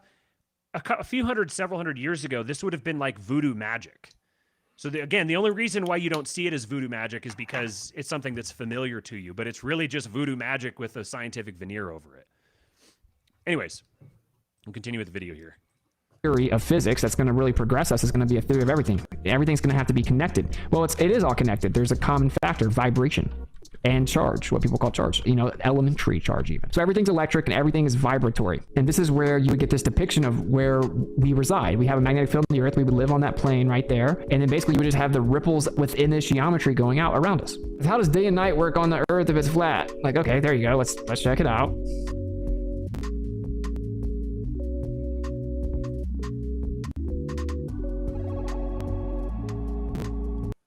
Okay, so this is where my brain started going, oh, okay. Well, so now here's the a positing of an alternative model that my brain can actually attach itself to. I don't know if it's true. I don't know if it's real, but it's compelling. It's very interesting to think about this. So as he's moving he has the this dome essentially over the flat plane, and as he moves the light around it, you're assuming a small local sun. Here you've got sunrise and sunset. Here you've got the light moving around the Earth, giving the appearance of time zones. And he even, I'll let him point out the other stuff with it, but this was where okay, now my brain can actually latch onto something, and I can start to conceptualize what they're positing as an alternative. Oh, look at that. It's almost as if we can just perfectly replicate day and night on a plane Earth. And people are like, oh, well, why wouldn't it light up the whole Earth? Why is it not lighting up the whole Earth there? A local light source wouldn't light up the whole Earth. It's just a ridiculous idea. Day and night works perfect on a plane Earth. What about the summer solstice? Oh, look at that. It matches exactly what the demonstration does. It works perfectly. Look at it. Interesting enough, you see the geometry in both scenarios. Fits right within that geometry we talked about earlier. Yeah, because everything is that geometry. That vibrational resonance creates a torus field. Okay, well, what about when we see the sun set and it should set in a different location? Well, we actually can't see forever. We see in a circle around us. We're not Superman. We don't have X-ray vision. We can't just see forever, right? We have a limit to our view. And what that causes is basically like a dome around us, an azimuthal grid, right? We can't see forever. We can replicate this. You can take a light source and you can put it over top of a dome and you'll see that there's different locations. In fact, you see, if you look closely to the dome, you see there's a light source here. So if this was the actual sun or light. This is the point I was going to make here, is that as he's pointing out, you have the actual light source here, but then from within the dome, you actually see the light source as being up here. That sort of thing gets me. That sort of thing gets my brain going in different directions. Well, Emmanuel says it's all connected. Like, quote, it's all connected. It's that type of phrase that loses points with me. I totally agree. Yeah. Like when a thing that I hear a lot of flat earthers say that drives me nuts is they say, you can't see forever. And it's like, yeah, okay, yes, that's true, but stop saying that. They say it a lot. You can't see forever. You can't see forever. You can't see forever. I'm aware. Just stop saying it. Stop saying that. This is one of those things that I don't like. It just bothers me. I don't know why. Because it just I haven't bothers listened me. to very many flat earthers. But yeah, it doesn't. It's all connected. Never even that kind of occurred to me. thing. Yeah, the it's all connected thing was interesting. This is one of the I guess take this with a grain of salt, because it's thoughts that I had while while partaking of certain substances that alter the types of thoughts you have. But I've kept thinking about it, and I don't think the source of the thought makes the thought invalid. So you get the whole hippie thing where people get on acid or whatever. And they're like, "Oh, bro, we're all connected, man. We're all one. I am God, dude. We're all God. We're all God. We're all just like manifestations of Him, and it's just like super awesome how I get to be God while you get to be God, and we're like all God together." My God, dude.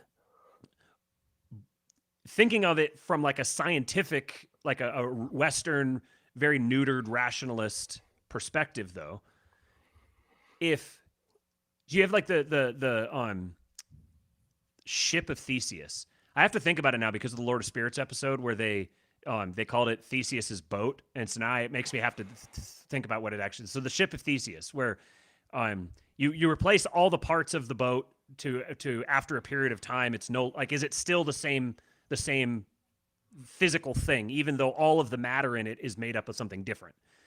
So using that thought, the matter that makes up me and the matter that makes up my wife and the matter that makes up my son, Every 7 years or something, your cells divide and you're made of new cells Exactly. or whatever, right? yeah, exactly. Is it still exactly. you? Right. So there's Identity over a- time? Yes. So there's an extent to which we're all made up of matter, and that matter is like electrochemically interacting with itself. So there's connections between us that aren't immediately apparent to the naked eye. There's ways in which my matter is connected to my wife's matter due to us being in proximity to each other, and then you could extend this out like further. But Like fractally. fractally, yeah, man, fractals in the chat, folks. So there is a way in which we are actually connected in ways that aren't immediately apparent to us. I mean, things like if you put your hand on your desk, your hand isn't actually touching your desk. If you keep going down, looking at down to the molecular or whatever level, you're not actually ever physically touching the desk. You're just experiencing it as you're touching it. These are the sorts of things that are that hippie people get all woo about, and it's kind of annoying because the people, they get all hippie about it, and so then it makes it hard to actually have a serious conversation about that reality. Like, what does it mean that the matter that makes me up is going to eventually be substituted out for other matter, but it's still going to be me, and there's matters swirling around between me and my wife, and we're connected. We have like electrical charges connecting us, and I don't know, like consciousness is consciousness in the brain, is consciousness dispersed throughout the entire body. Like, these are things that we don't even really understand yet, but we kind of can't have a conversation about it because people just go, oh, hippies, which is because hippies are insufferable and, annoying. So it's like, I want to like do away with both sides of it and just have conversations about this sort of thing with people and be able to That's a actually side seriously quest. investigate it. I have wondered sometimes. This is kind of one of those like, whoa, dude, kind of thoughts that you have when you smoke weed or something. I don't know. I don't smoke weed, but I'm told these are the kind of thoughts you have when you smoke weed. Smoking weed is gay. Don't do it. Stoner thoughts. Yeah, right. Where, like, when I'm thinking and I'm concentrating, it feels like it's in my head. Do you get what I'm saying? Mm-hmm. And I wonder if that association is just because we have, well, there's been this association between like consciousness and our brain, so we think it's in our head. So like when ancient Egyptians, who, at least this is what I'm told, I don't know if this is true, but they used to think that like your thoughts and all that stuff was like in your heart. When they were thinking really hard about something, did they feel it in their chest? Oh, that's a funny thought. Yeah, I don't know. Or like in their stomach. Especially like, have you ever experienced the feeling of thinking in your stomach? Has that ever, because like your gut is like your second brain. I've kind of experienced it before, where it's like, it's more like I feel like I have thoughts coming from my stomach. Like the thought originated in my stomach. Yeah, not me. Then there's stories of people who have organ transplants, and then they retain the memories of the people that Oh yeah, that's had wild. the organ before. Yeah, there was I think it was a heart transplant for a guy who shot himself in the face, and the person who got the heart started having nightmares where they'd have a really bright hot flash on their face and they would wake up.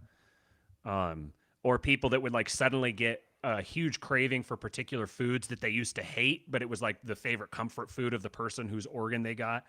So, I mean, there's like this, again, as an Orthodox Christian, this sort of thing is very easy to understand, because your consciousness, your body and yourself is the same thing. You are not separate from your body. You are your body. You are yourself, and yourself and your body are the same thing. If you had a different body, you would be a different person. You're not, like, consciousness isn't something you can just like scoop out of someone's head with a spoon and plop it in someone else's body. You are your body, which this realization is really makes me uncomfortable with the idea of organ transplants in general. Witchcraft. Yeah. Light source. If you're inside the dome, you're actually going to see this. So as this moves across, you're going to see a different location.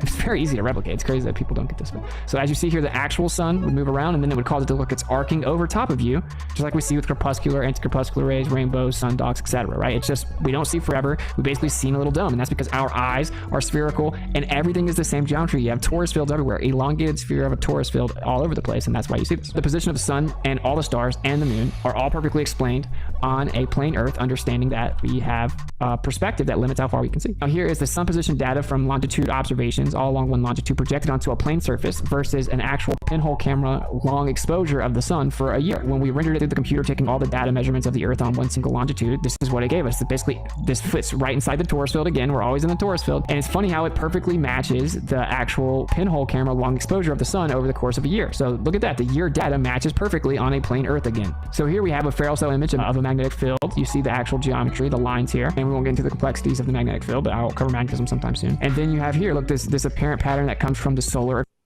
That's really cool. Seeing that pattern with the solar eclipse matching perfectly.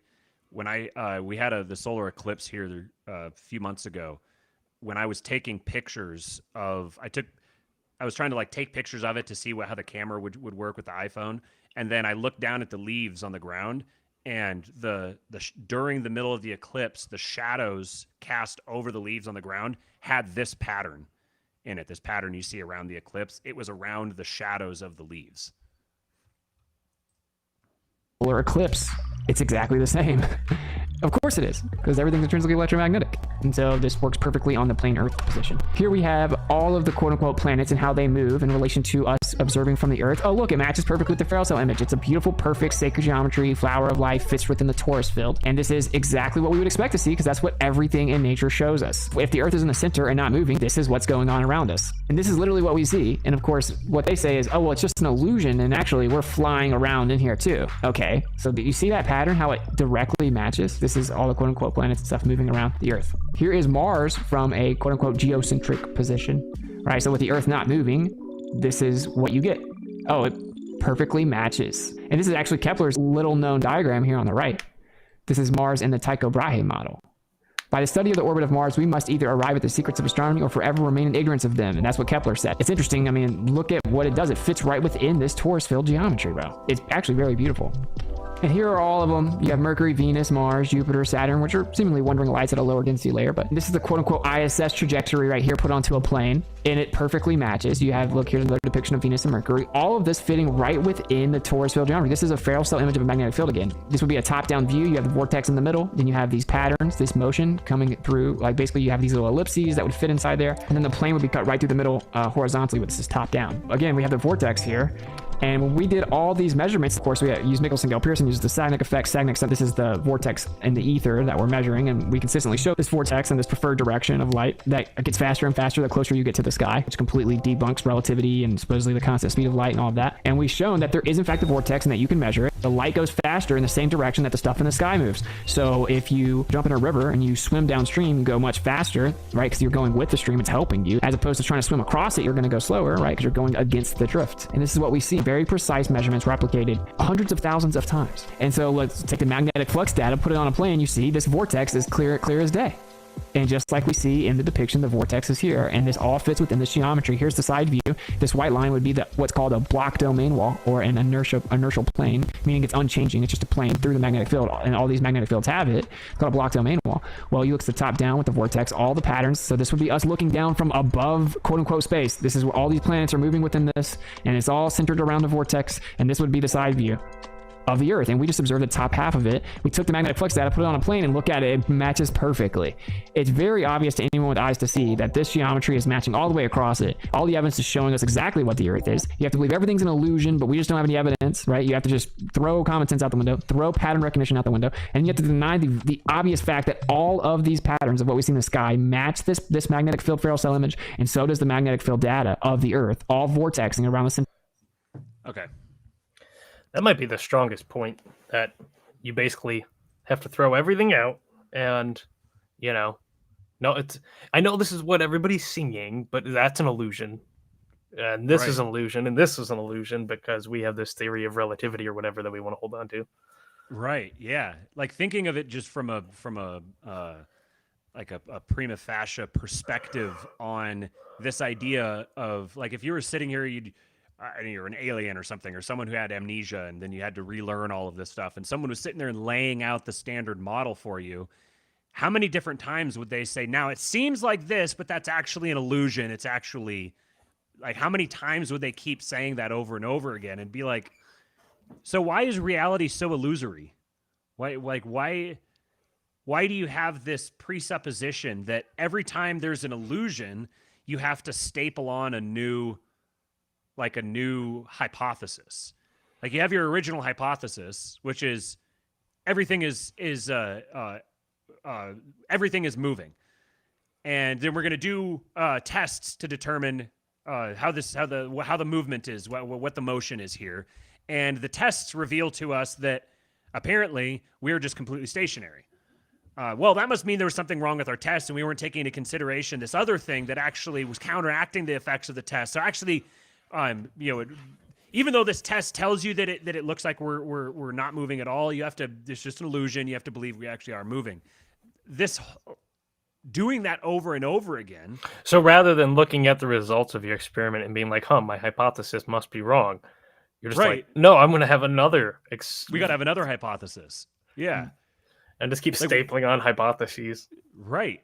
That's the case that you don't want to making. because you don't want to let go of the base one. Right. Like the whole conception of dark matter as a thing is kind of like, all right, well, here's this thing that's not a thing, and we don't know what it is, but it's there because that's what we need for our math to work. Yeah, like our model works for 5% of stuff, but then there's this other 95% or whatever. I don't know if it's 80-20 or 95, whatever. In order to make our model work, then we have to speculate that that our model is dealing with 10% of the universe, but there's this other 90% that we can't account for, but we're just going to say this 90% is there. I don't know. For a long time, one of the biggest, points in favor of the standard model to me was its complexity. I was like, how could all this complexity exist and have it all just be illusory? And now, after listening to this guy and other people like him starting to make the case the way they are, I'm like, that complexity is actually it's actually kind of a strike against it in my mind. It seems too complex. There's all this hyper complexity that isn't completely necessary. It doesn't seem to me, being a complete noob that couldn't ever argue any of this stuff myself. Just commenting from the peanut gallery, I really like the much more elegant, simple, beautiful depiction, especially coming from an orthodox perspective, where I'm naturally biased toward a geocentric model, and how visually stunning that is just makes it very compelling to me, which obviously isn't an argument, but it just is how I feel. Semperfish says, Dark Matter is a great song by Porcupine Tree. Who's Porcupine Tree? Are you familiar, Matt? I am not. I've never heard of it. Is that some hipster band? Oh, which reminded me, I was thinking about creating like a procedure to solve the hipster problem. Okay. And we would call it a hipsterectomy. And what we would do is we would take hipsters wearing their skinnies and their Vans and whatever else, and we would strap them to a chair, and we'd get a vinyl copy of In the Aeroplane Over the Sea by Neutral Milk Hotel, and we'd beat the ever-living shit out of them until they repented of their ways, and then we'd let them go free as a new man. What do you think? I thought you were going to say that we were going to take these hipsters to perform this hipsterectomy. We were going to take these hipsters and tie them down to a chair and start cutting them. Yeah, we're just gonna make you emo instead. Right. Do you guys think creation came from God speaking it into existence? Yes. Which actually that even makes this sort of a model seem even more credible to me, because thinking of the significance of the word, a word and what a word is, that it dealing with speech and with sound and light, and the connection between sound and light, and this sort of model seems to get a lot more in the direction of seeming to correspond to a biblical perspective of the world that it just seems more compelling to me. And particularly, I don't know if you could really see that well in the video that he showed there, but you have that plane in the middle, and then you have like the dome above, and then you have the dome below. And so then effectively what it would mean is that we're not living on a sphere, we're living in a sphere, which I think is very interesting. That, like, how would I say this? I was thinking about this the other day, that you have the standard model of the Earth as a globe, and then but it's like an oblate spheroid, because it's kind of flattening out because of its supposedly, according to the standard model, because of the rate of it spinning, it's causing it like to bulge in the middle. And I was thinking it was kind of interesting that even the standard model is like, it's round, but it's flattening. So like there's like a flat aspect to it, where it's going through this flattening process. And I think that in order to have, if we assume the standard model is contrived bullshit, then it would have to bear some correspondence to actual reality in order to still work. For us to basically be operating according to a completely wrong perspective of reality, but still being able to build things that work. So being on the inside of a sphere instead of an outside of a sphere would be like there's like an inversion there where it makes everything work, but even if we're wrong, it still works out. That sort of thing is very interesting to me. And then it would also have some overlap with the hollow earth idea, because if we're dealing with this sphere and we live on the inside of it, then it's kind of like a hollow sphere, which would be kind of like the hollow earth. Anyways, so maybe we'll talk more about flat earth in the future. Maybe we won't. I don't know. I think it'd be kind of interesting to talk to this Austin guy and get his hear more of. It's hard to find content of the flat earthers who are actually making a positive case for their own worldview, as opposed to just debating, which is just critiquing the globe models. And the globe models are I appreciate the critiques. I think a lot of them are very accurate. But I want to hear more of them talking, like positing their own actual philosophy. And this stuff with Nikola Tesla, I'd be interested to learn a lot more about the connections there. The whole like 3, 6, and 9 thing. That and guy was on to something. Patterns and yeah. I'd also be interested to hear Randall Carlson's take on something like this, like how he would, because obviously he's a Freemason, he's all into the sacred geometry and everything. And that was one other thing I wanted to say real quick before we get out of here, is the instinctive, like, oh, he's a Freemason, blah, blah, blah. Yeah, we all get it. Okay, we understand, like, the Freemasons are gay. But like, that doesn't mean that anything associated with the things the Freemasons talk about, therefore, oh, I just can't. Like, sacred geometry does not belong to the Freemasons. Christians were the OG colonizers. And if we need to colonize sacred geometry, then you better damn well be sure that we're going to go colonize sacred geometry. And I don't care if the Freemasons or the Mormons or like whoever. I don't care who's actually claiming dominion over these sorts of things. This is all part of creation, and we worship the creator of the universe. So the Freemasons can get bent, and I don't care about people crying about them. We can build a church on top of the ashes of their stupid lodges. That's right. That's right. So, anyways, interesting connection between these two subjects today. Both of them have to deal with very large constructs being erected and these belief structures that where you can even see something directly in front of you, and you have to doubt your eyes. You have to doubt what you're actually seeing, because we live in such a fascinating meta world that whether you're talking about our politics or our physics, we're still dealing with this same phenomenon of perception and reality, and what's real, what's performance. Anyways, I hope this is an interesting show for you guys. We went twice as long as we planned. I thought we'd get through this in an hour, but we don't do everything. We don't do anything on time. So I appreciate you, Cooper, staying longer than anticipated. You're welcome. Again, like, share, subscribe, do all that stuff. If you want to join the King Pill Discord, we actually watched several more of this guy's videos in the King Pill Discord the other night. I don't remember what night it was. Christmas night, maybe. And had a really good time. I just live streamed the videos, and a couple people came in and we chatted about them. So we have a good time in there. If you guys would like to join, for now, subscribestar.com/kingpilled. That'll get you in there. We do, and it's taken longer than we expected with me getting AIDS and whatnot, but we do have some new stuff coming that I think you guys are going to really enjoy. And if you get in now, then you'll automatically be grandfathered in with the new stuff that comes online. So thank you guys. Merry Christmas. Hope you enjoy the rest of your 2023. And do you have any last words, Cooper? Merry